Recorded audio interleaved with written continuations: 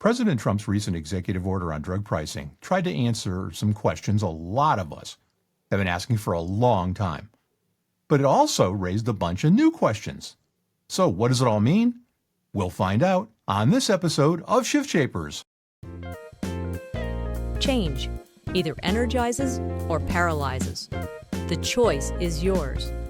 This is the ShiftShapers podcast, bringing the employee benefits industry interviews with individuals and companies who are shaping the industry's shifts. And now, here's your host, David Saltzman. And to help us discuss the executive order and the issue of drug prices, we've invited our friend and emergency medicine physician assistant, Tiffany Ryder, who also hosts the awesome Healthcare Liberty Lab podcast and writes long form on Substack at Red Flag Hero. Welcome, Tiffany. How are you today? Hey, I'm great. How are you? I am awesome. I'm better now having you on the podcast. I'm so excited to be here. We're gonna have fun, and we're gonna try to bring some sense to all of this craziness. But first, we typically ask guests a little bit about your background, because your background is more unique than pretty much anybody I know, from how you got to what you were doing and what you're doing today. Give us a quick summary of your background and how you came to be doing what you're doing. Sure. I used to be a little embarrassed of my nonlinear path, and now it's I think one of the greatest gifts that I've had the pleasure of having. But basically, I actually grew up in rural Louisiana, in a poor community, no healthcare, no health insurance or access to those sorts of things. And that was just sort of part of the background. When I was first starting out as an adult, I moved to Maryland and found myself in a position where, as a young mother in college, just trying to figure out life, was looking for something big, and ended up becoming a professional dancer and really having all of this exposure to these big people in DC doing cool stuff, especially in the healthcare space. And so when I finally retired from dance, I was living in the EU and decided it was time to sort of go back to my roots and figure out how to have an impact on people who were growing up in similar situations to the way that I had been.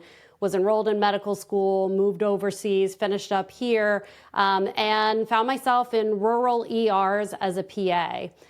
And that, I thought, was my path to fixing the healthcare system and really having the impact that I dreamed about. And really, it was all a nice fantasy, but was not playing out. So I started getting involved. I read Marty McCary's book, now the FDA commissioner. He was a surgeon at Hopkins when I read the book, and really changed the way that I thought about healthcare and that I understood some of the health policy and business aspects. And so I've spent a little time helping out in compliance and marketing and, all of these different spaces. But where I see myself now is moving the message forward, trying to use some of those skills of being plain spoken from Louisiana and also being in the emergency department, sitting with people with varying degrees of health literacy and being able to take more complex messaging and actually help people understand it, because I think that's where we all need to be looking to in healthcare in general. And that's a great jumping off point. So let's talk about this. What were your key takeaways from the executive order? Yeah, so, it was a little scary at first, because I, initially read the initial, headlines that came out and the big talking points that were just quickly thrown out into the universe. And it sort of looked like price controls to me. And that's always a scary thing, just because in my experience, in my, reading and experience in life, you see price controls come up and immediately you think of things like shortages and, really the cessation of development of new ideas and new solutions. And in healthcare, that is absolutely a devastating concept, right? It's got a huge impact.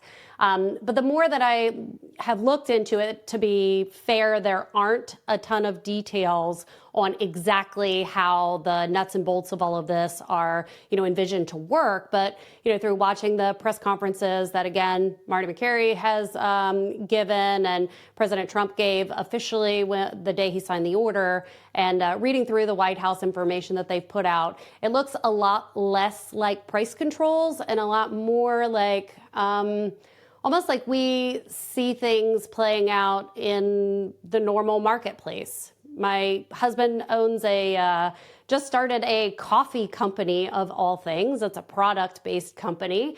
And, when I look at the distributors that he buys from or the stores that he sells to, every bit of pricing works with this sort of understanding and formula that the larger the order is, the more favorable the pricing is.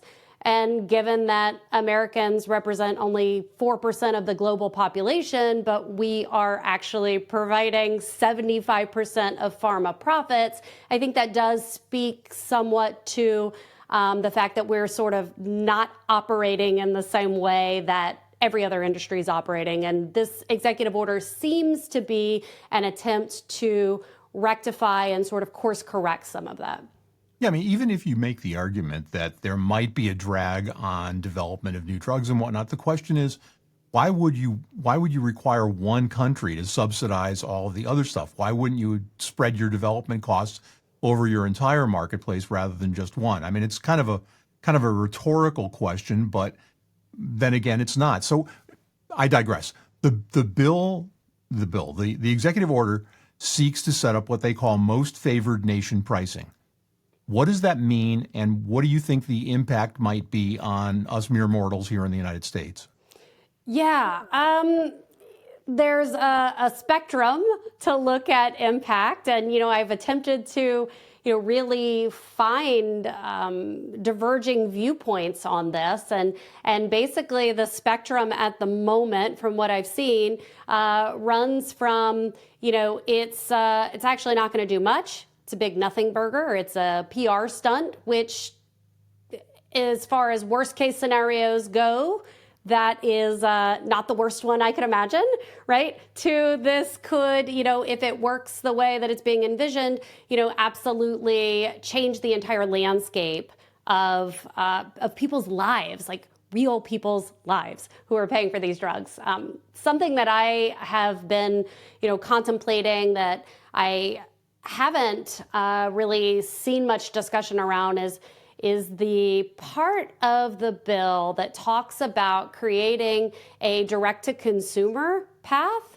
It's not clear what that is. It simply says that, the order provides for HHS to the Department of Health and Human Services, to come up with some sort of structure for a direct-to-consumer area. It also alludes to some power to source drugs from other countries, which for those of us in this little corner of the healthcare disruptors, we know that this is already happening.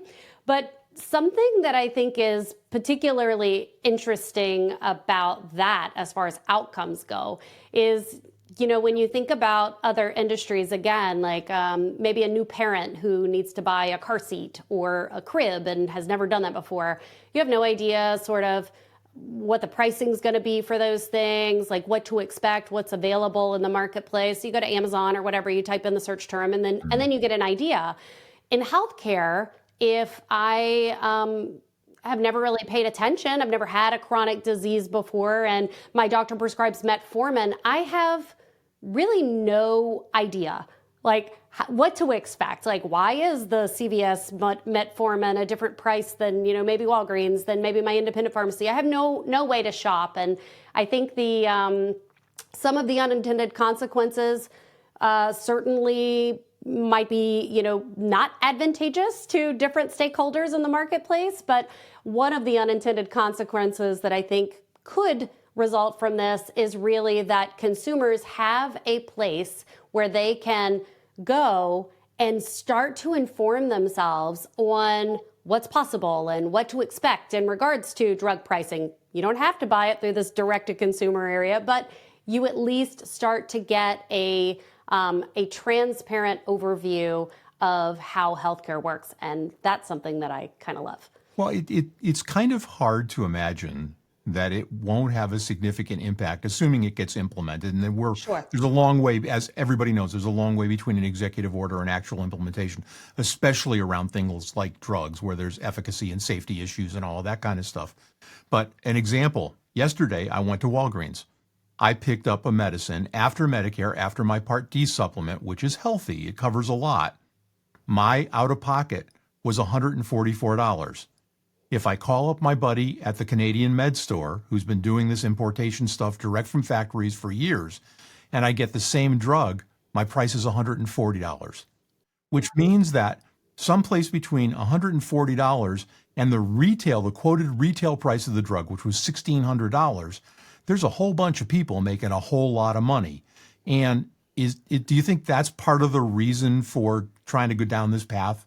I mean, I absolutely think it is. And, that's not just speculation. That's something that they certainly brought up in the press conference in a comedic way, if I say so myself. It was a little bit like, I don't know, we're not going to name all of these middlemen, but certainly middlemen are involved in every step of the process. PBMs comes to mind, clearly.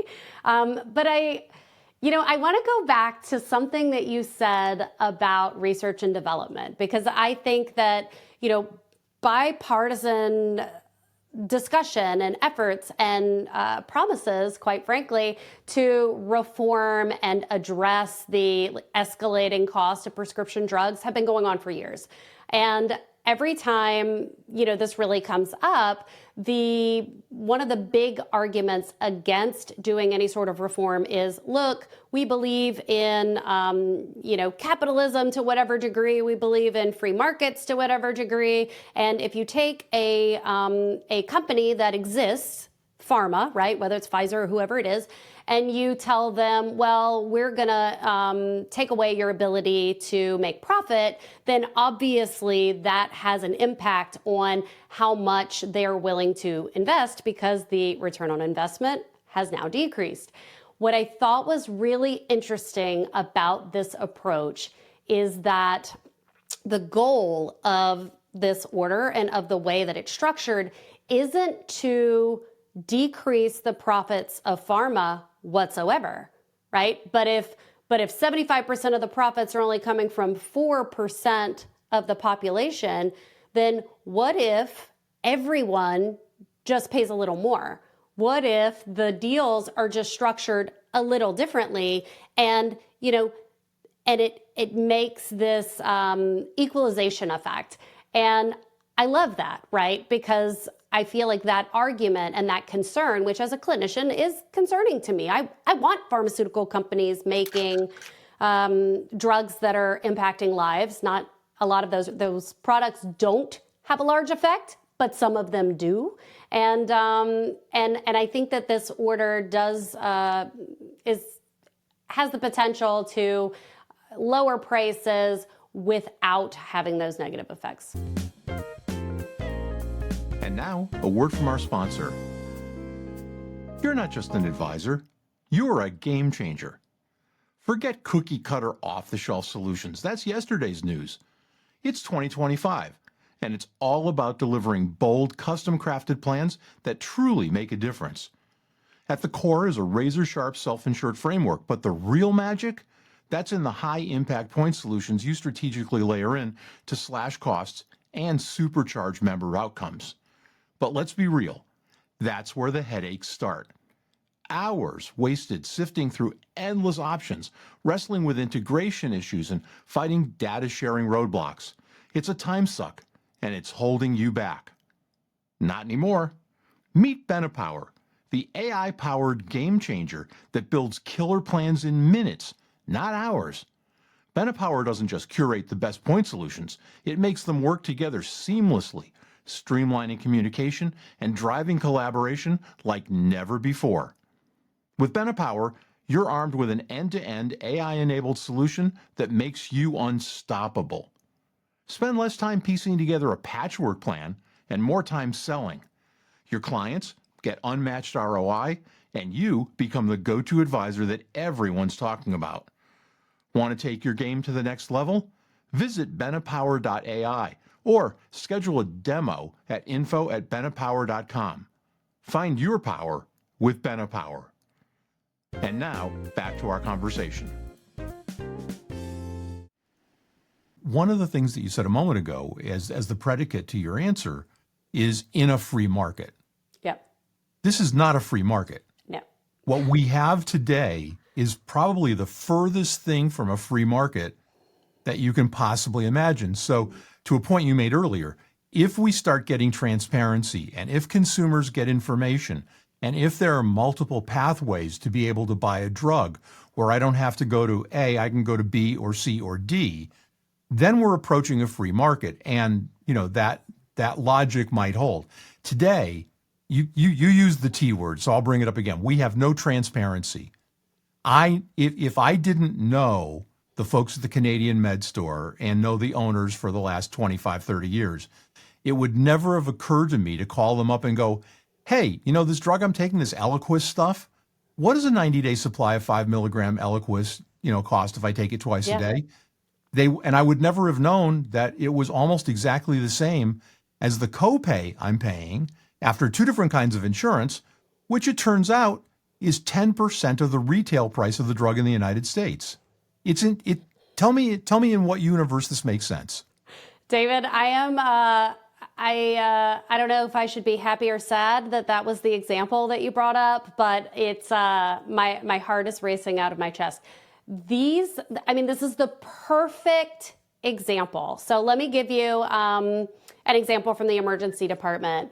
We have young people who show up and have no idea that they have a genetic predisposition to clotting, or have no idea that, for whatever reason, they have developed this blood clot. And our answer to them in the emergency department is we do all of these expensive tests. We do the ultrasound, we find the things.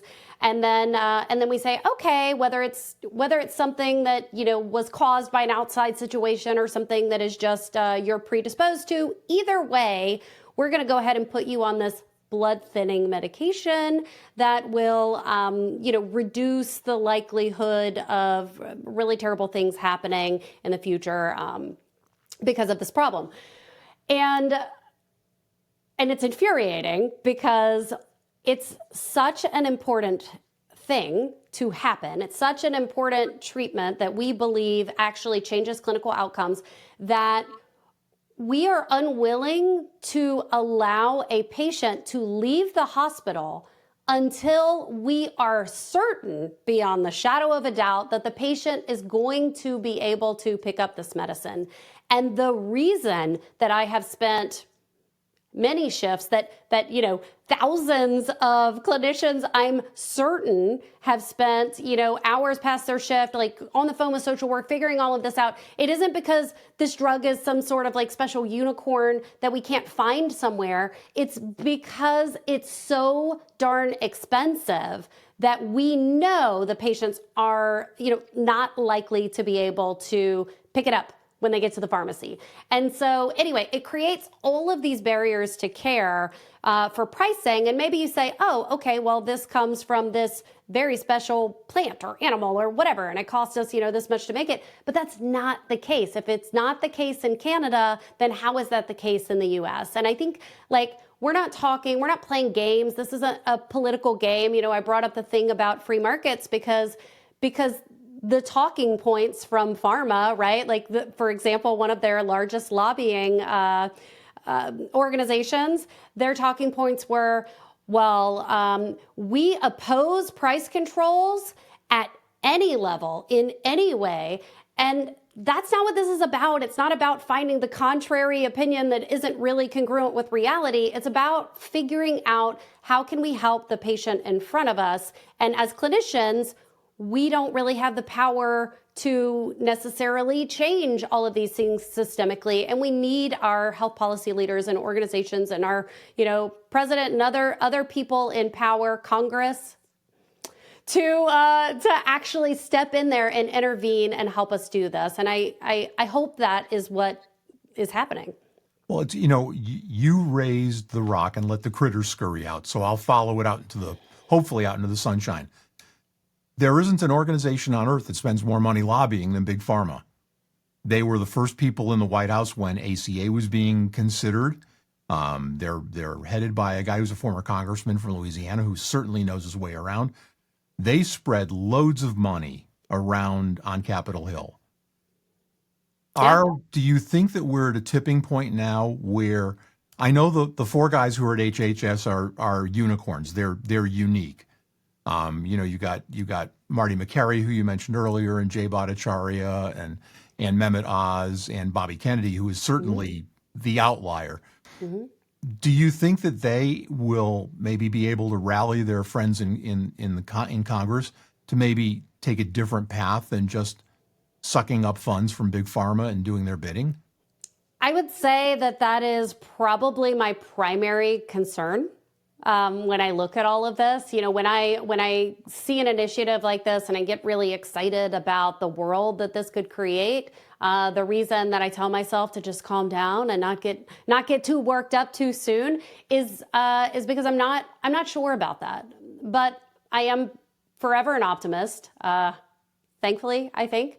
But the way that I look at it is the story, at least that I choose to tell myself, is that we really do have more power than we think. And, some examples of that I bring up all the time, right, are if patients asked more questions, there would be less over-testing. If patients asked a question about the CT scan that they find on their medical bill that never happened, they would do that less, right? And the same is true of doctors and clinicians. We all are up in arms and complaining about Epic and, declining reimbursements and, all of these issues everybody wants to be upset about. But if we just opted out and said, no, I'm not doing that.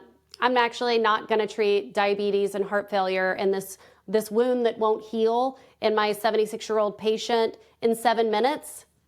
I'm not doing it. And I think that the tipping point for that is likely smaller than we think, right? So if 10% of people saw the light and said, yeah, we're not doing that anymore, I think that that real change could happen. And I think my hope in this situation in particular is if we can get some traction on these things, if we have seniors and kids with rare diseases, and we have populations who were rationing their insulin and, experiencing life-threatening complications from doing so, all of a sudden have access to medication, they have access to medical treatment, then that has the power to change. We won't stand for it anymore. I think that Congress and politicians, after we've reached that tipping point, aren't going to be able to hide behind, oh, well, it can't be done. Oh, well, we can't, possibly do this. The implications are going to be horrific because we're going to already see it happening. We're going to already see it working, and we're not going to want to give that up. And so that is, I think, the silver lining that at least I'm clinging to. And it's part of the reason that I'm on this show and I'm talking about things as much as I am. It's not because I'm committed to any particular political party or political ideology or what have you. It's because I am 100% committed to transparency and accountability and patients getting what they need without being exploited by third parties who produce minimal, if any, value and are destroying the healthcare system. So here's a question on something you said, because you're in the trenches and you're out there practicing clinically a good portion of your time when you're not doing insightful articles and thank you, sir. kind of interesting YouTubes and all that stuff. I mean, I've told you this before. Years ago, one of my very first clients in the insurance business, dinosaurs I think had just left the earth at that point, was a heme-oncologist who said to me that doctors will get off their pedestals when patients get off their knees. Yes. In your clinical practice, you just said, patients need to ask more questions. In your clinical practice, are you seeing a generational shift away from this blind white coat authority in patients and patients asking more questions, or is it not happening yet? So I'm seeing a generational shift, and I wish that I could say that it is what you just described. I wish that I could say that young people are now showing up and they're saying, no, I don't have to do that. Actually, why don't you explain to me how this test is going to change your treatment? And then we can talk about if it's something that I'm willing to do. But honestly, at least in my N of one, my personal experience, I am seeing a generational change, but it's more of apathy.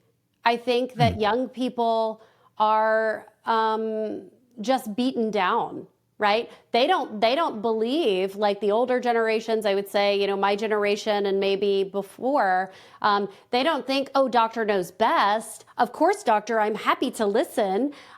They think, well, you're likely an idiot and some sort of pharma shill, but I'm going to do what you say anyway because I have no power.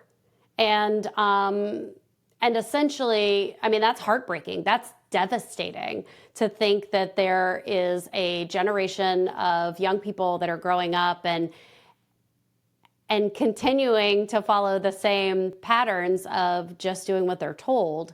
In a lot of ways, it reminds me of taxes.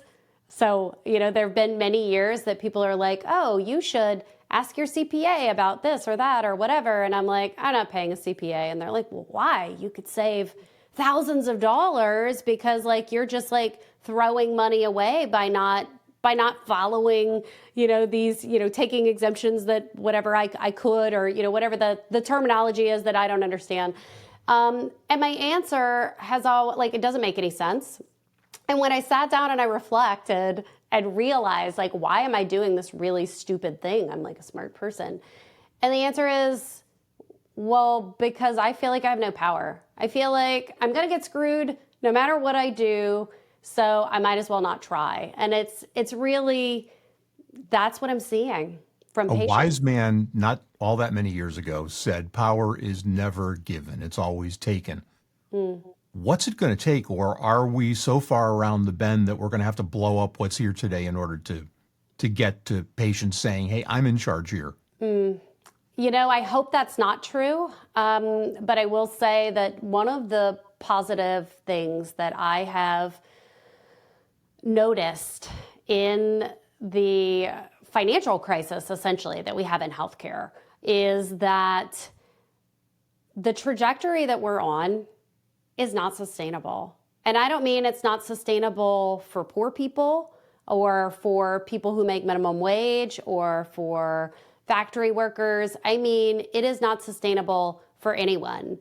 I routinely talk about when I walk out, through the waiting room at the emergency department and I look at the people who are waiting there, the people that are waiting for 8-10 hours aren't just people who are experiencing homelessness or who perhaps are uninsured or, whatever the case may be. They're people with Mercedes key fobs on their keychains. They're all of us. Every class, every, patient group in America is being affected by the prices in one way or another of healthcare. And what I think could happen is that as these prices increase and people get more and more desperate, they are going to be willing to accept things that go against the status quo, things that go against the narrative.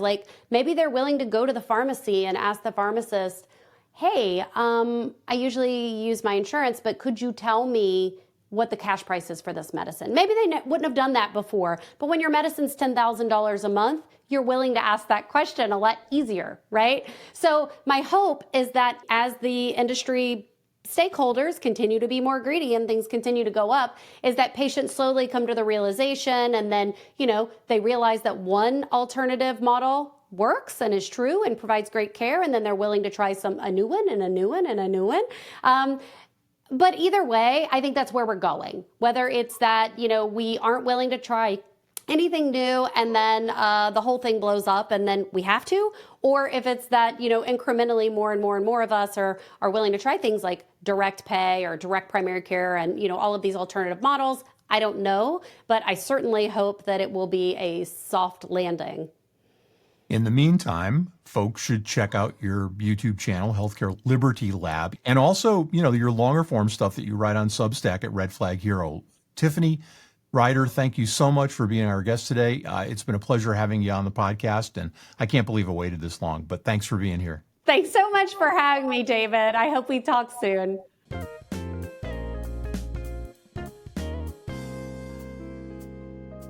I want to give a quick shout out to our sponsor and our producer, Hatcher Media.